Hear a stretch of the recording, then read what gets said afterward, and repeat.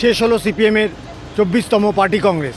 Party কংগ্রেসের শেষ দিনে সবথেকে উল্লেখযোগ্য সেটা হচ্ছে এক ঝাঁক মুখ পলিট ব্যুরো থেকে বাদ গেলেন। এদের মধ্যে অন্যতম উল্লেখযোগ্য প্রকাশ কারাত, বৃন্দা কারাত, মানিক সরকার, সূর্যকান্ত মিশ্ররা।